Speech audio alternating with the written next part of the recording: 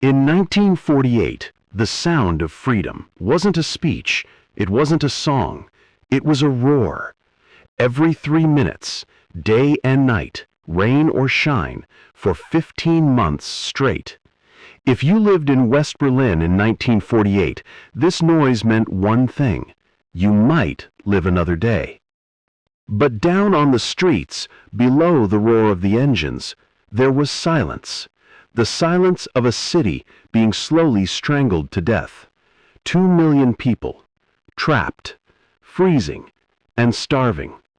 Joseph Stalin had decided to erase West Berlin from the map. He didn't use bombs, he used hunger. He cut the roads, he cut the rails, he cut the power. He turned the city into a prison island in a Soviet sea. The world was on the brink of World War III. Generals were discussing nuclear weapons. Diplomats were shouting at the UN. But the man who would eventually break the Soviet blockade wasn't a general. He wasn't a politician. He was a 27-year-old farm boy from Utah, a pilot who broke military regulations, armed with nothing but 2 sticks of gum and a handkerchief. To understand why a piece of chocolate became a weapon of war, we have to look at the map. 1945, Nazi Germany is defeated. The country is sliced up like a pie.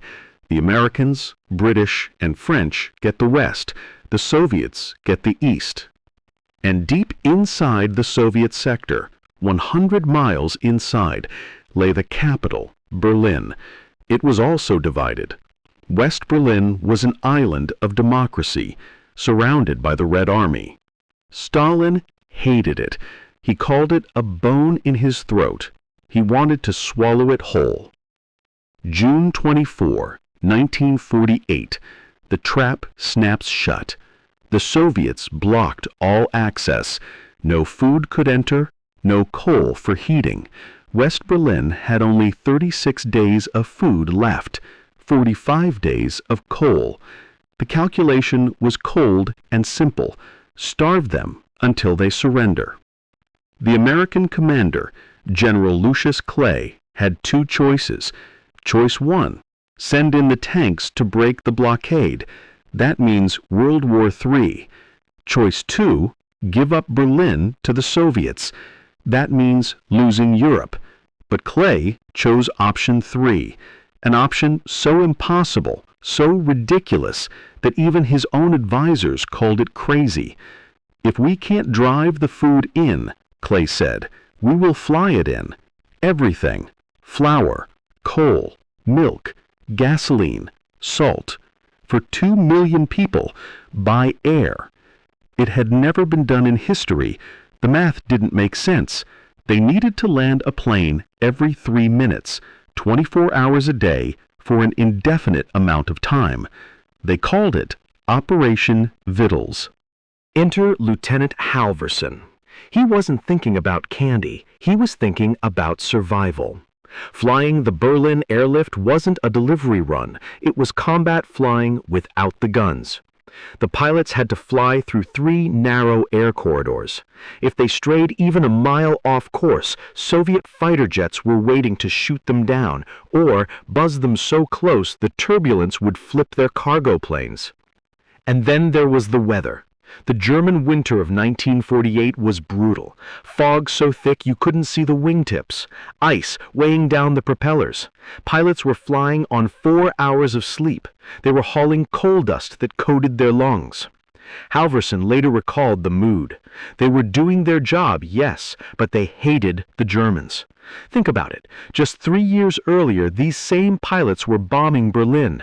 The Germans were the enemy who had killed their friends. Now they were risking their lives to feed them. It was a bitter pill to swallow. But on a cold July day in 1948, Halvorsen had an hour of downtime. He grabbed his handheld movie camera and walked to the edge of the airfield at Tempelhof. He wanted to film the plane's landing. He walked up to the barbed wire fence, and on the other side, he saw them. A group of about 30 children, standing in the dirt. Halvorsen expected them to beg.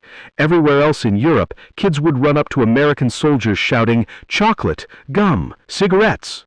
But these Berlin kids, they were different. They didn't ask for candy. They asked about the planes. "How much flour did you bring today?" one asked. "Please," another said, "don't give up on us. Even if we have to eat roots, just don't let the Russians take over." Halvorsen was stunned. These weren't just kids. They were little survivors. They understood the stakes better than most politicians in Washington. They were proud. They were hungry, starving actually, but they were too proud to beg. Halvorsen looked at his hands. He realized he had 2 sticks of gum in his pocket. 2 sticks for 30 kids. He almost didn't offer it. It was an insult. But he broke the sticks in half, then into quarters. He passed them through the fence. The kids didn't fight. They didn't push. They carefully tore the wrappers and passed them around. The children who didn't get a piece of gum simply took the paper wrapper and held it to their noses. They just wanted to smell the sugar, to smell the mint, to smell a memory of a life before the war. That moment broke Gail Halvorsen. He looked at their eyes. He saw the dignity in their poverty. He told them, "Come back tomorrow. I'll drop enough for all of you." One kid asked, "But how will we know which plane is yours? They all look the same." Halvorsen thought for a second. He remembered flying over his parents' farm in Utah. "I'll wiggle my wings," he said. "Watch the wings." He walked back to his barracks with a crazy idea forming in his head. He was a pilot. He had a plane. He had access to the base ration supply. But there was one problem. Dropping objects from a cargo plane over a civilian city was strictly forbidden. It was a court-martial offense. If he got caught, he could lose his wings. He could be sent home in disgrace. But Gail Halvorsen didn't care. He took his own chocolate rations. He asked his co-pilot and engineer to chip in theirs. He needed parachutes. He couldn't just throw chocolate bars out the window. At 100 miles per hour, a candy bar becomes a bullet. It could kill a child. So he used his handkerchiefs, 3 of them. He tied the corners to the chocolate bars to create mini parachutes. The next day, as he approached the airport, he saw the kids gathering at the end of the runway. He took a deep breath. He grabbed the yoke. He tilted the massive C-54 left, then right. Wiggle, wiggle. Down below, the kids went wild. Halvorsen gave the signal to his engineer. "Drop it!" 3 white parachutes floated down into the rubble of Berlin. Operation Little Vittles had officially begun. And nobody, not the colonel, not the general, and certainly not the Soviets, had a clue what was about to happen. It started with 3 parachutes, then 5, then 10. Halvorsen ran out of handkerchiefs in 2 days. He started using old shirts. He cut up his bed sheets, but he couldn't do it alone. He recruited his buddies. At first, they thought he was crazy. "You're going to get us court-martialed for gum?" one asked. But then Halvorsen showed them the faces of the kids at the fence. Soon, the entire squadron was pooling their rations. It became an underground operation, a conspiracy of kindness. But you can't keep a secret when your accomplices are children. Letters began to arrive at the Tempelhof base, hundreds of them. They were addressed to Uncle Wiggly Wings, the chocolate flyer, the uncle from heaven. The mail clerks were confused. The commanders were suspicious. Halvorsen knew it was only a matter of time before the hammer dropped. He was breaking strict military protocol. You do not drop unauthorized cargo over a populated zone, period. And then the luck ran out. Halvorsen was taxiing his plane after a long flight. He looked out the window and saw a black staff car waiting by his parking spot. A high-ranking officer stepped out. He wasn't smiling. Halvorsen walked into Colonel Hahn's office. The air was thick enough to cut with a knife. The colonel slammed a newspaper onto his desk. "Halvorsen," he barked, "what in the hell are you doing?" Halvorsen looked down. It wasn't a court-martial document. It was a Berlin newspaper. A reporter had been hit in the head by a candy bar while investigating the story. The secret was out. It was front-page news. Halvorsen braced himself. He expected to be grounded. He expected to be sent home. He stammered, "Sir, I can explain." The colonel stared at him. Then his face softened. He sighed. "Explain," the colonel said. "You nearly hit a reporter with a chocolate bar, Lieutenant. The general called me this morning." He paused. "He told me to congratulate you." General William Tunner was a genius of logistics, but he was also a genius of psychology. He realized what Halvorsen had done. The Soviets were painting the Americans as imperialist monsters, but monsters don't drop Hershey bars to children. "Keep doing it, Halvorsen," the general ordered. "In fact, scale it up. Make it official." Operation Little Vittles was no longer a secret. It was now a mission. The story hit the wires in the United States. The candy bomber. America fell in love. And suddenly, it wasn't just Halvorsen anymore. It was everybody. School children in Massachusetts emptied their piggy banks to buy gum. Grandmothers in Oregon spent their evenings sewing tiny parachutes out of old tablecloths. Factories donated tons of chocolate. The base ops room at Tempelhof turned into a Santa's workshop. Instead of coal dust, the pilots smelled like cocoa. They weren't just dropping a few bars, they were dropping tons. Christmas 1948. The blockade was still in full force. It was cold, it was dark, but look up. It was raining gifts. Over 23 tons of candy were dropped over Berlin. 23 tons. Think about the logistics of that. That is 23 tons of hope delivered from 5,000 feet. Now, the cynics will say, "It's just candy. You can't survive on candy." And they are right. You need flour, you need coal. But the Berlin airlift wasn't just a battle for the stomach, it was a battle for the mind. One German mother wrote a letter to Halvorsen that explained it perfectly. She said, "The flour keeps us alive, but the chocolate tells us we are not forgotten." Stalin offered them communism and starvation. The West offered them freedom and bubblegum. It sounds silly, but in the grim, gray reality of 1948, that burst of sugar was a taste of a future that was worth fighting for. Halvorsen didn't stop at the fence. He visited the hospitals. He met the kids who were too sick to run after the parachutes. He became a symbol.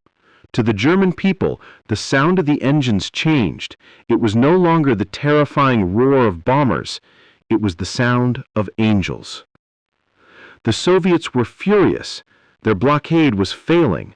Their propaganda was failing. They tried to jam the radios. They harassed the pilots. But they couldn't shoot down the candy bomber.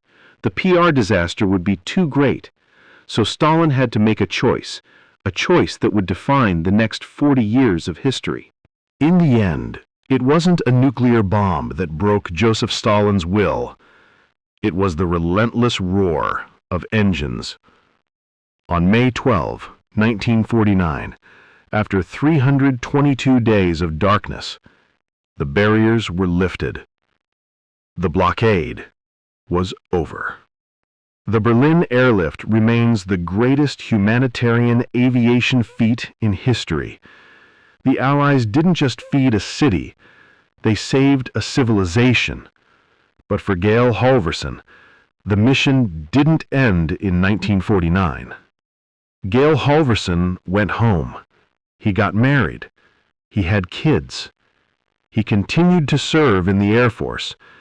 He thought his days as the chocolate flyer were a closed chapter, a nice memory of his youth. He was wrong. You see, you can't just drop 23 tons of love on a generation of children and expect them to forget. Fast forward, decades later. The Berlin Wall has fallen. Germany is reunited. Gail Halvorsen, now an old man with white hair, returns to Berlin. He expected a polite handshake from the mayor, maybe a small plaque. Instead, he was mobbed. Thousands of people, not children anymore. These were men and women in their 50s, 60s, and 70s. Lawyers, doctors, teachers, grandparents. One man, a burly construction worker, approached Halvorsen. He was trembling. He opened his heavy hand. Inside, preserved like a holy relic, was a tiny, faded parachute made of a handkerchief. "I caught this when I was 7 years old," the man said. "It was the first time in my life I tasted hope."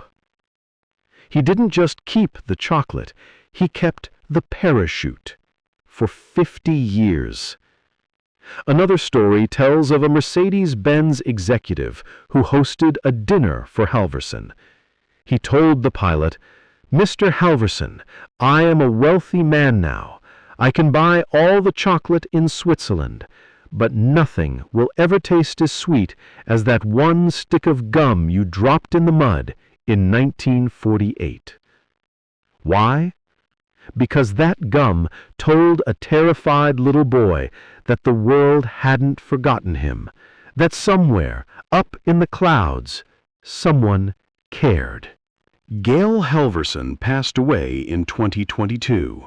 He wasn't a president. He wasn't a billionaire. He was just a pilot who saw a problem and decided to break the rules to fix it. 2 sticks of gum. That was the investment. The return on investment. The friendship of 2 nations. The end of a blockade. And the hearts of 2 million people. He always said, "Service before self."